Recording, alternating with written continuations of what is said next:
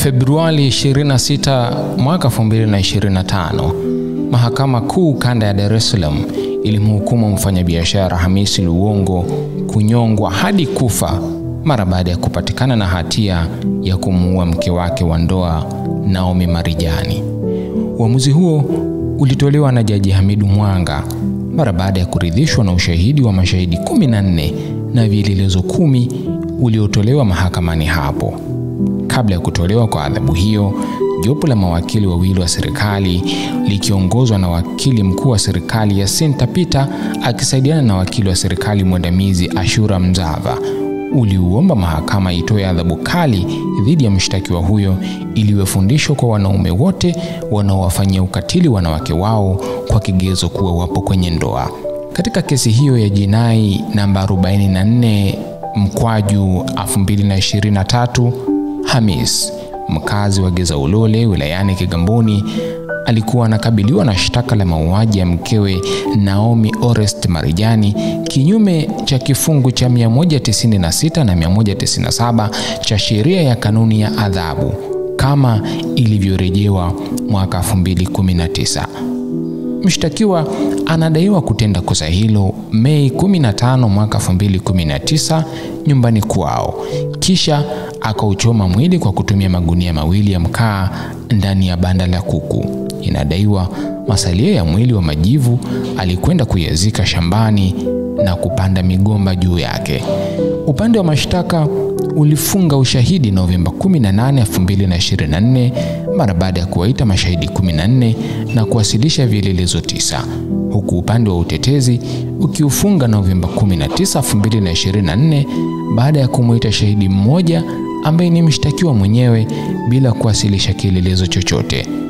Mshtakiwa katika utetezi alikana kumuua mkewe, akidai kwamba hajafa bali alitoroka na kwamba taarifa alizoeleza polisi kuwa alimuua na kumchoma moto mwili wa mkewe akazika majivu na masuala yake shambani hazikuwa za kweli. Mshtakiwa alieleza kuwa hata masalia ya mifupa aliyowaonesha polisi shambani kwake si ya mkewe bali ni ya mzoga aliyoukuta wakati akisafisha shamba lake, na mingine ilisalia kwenye kaburi lililohamishwa kwenye shamba lingine alilonunua eneo la Mwongozo Kigamboni.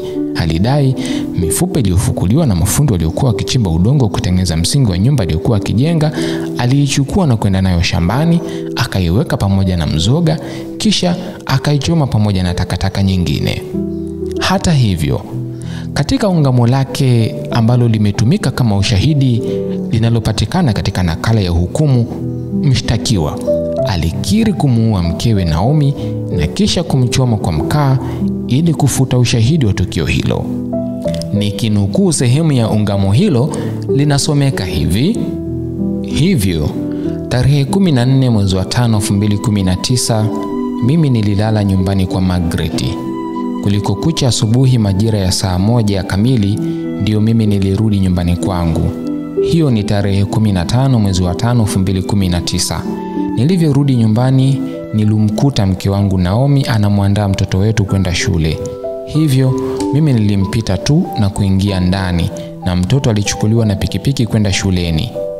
Baada ya mtoto wetu kwenda shule, simu yangu iliita kwa jina la mwanamke huyo Margaret. Hivyo alivyoona hivyo alianza kunitukana. Mimi nilimwambia, wewe chukua unachotaka uondoke, kwani hakuna ndoa tena hapa. Muda wote wa miaka 2 mimi na wewe tunalala kila mtu kitanda na chumba chake. Hunijui na mimi sikujui. Kwa hiyo sione sababu ya kurumbana. Hivyo ugomvi wa kutukanana ukawa mkubwa hapo ndani kwetu. Na hapakuwa na mtu yoyote.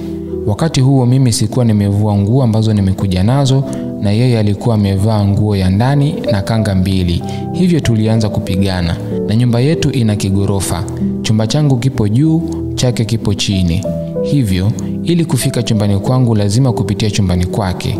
Hivyo ugomvi huo ulitokea chumbani kwake. Hivyo tulipigana kwa ngumi bila silaha ya aina yoyote. Huyo mwanamke alikuja na kunivuta mapumbu. Hivyo mimi niliamua kumsukumia na kudondokea kichwa kwenye mlango wa chooni, na baadaye alijipiga chini akawa anatoka damu nyingi puani na mdomoni. Wakati anaendelea kugaragara, akawa anasema Mungu amsamehe, na hakunyanyuka pale chini. Alianza kukoroma na baadaye alifariki dunia hapo hapo. Nilikwenda kufunga geti la nje ili kufikiria cha kufanya. Jambo la kwanza ni kujua wapi nitaupeleka mwili wa marehemu na namna ya kutoa taarifa ya tukio hili kwa ndugu na familia.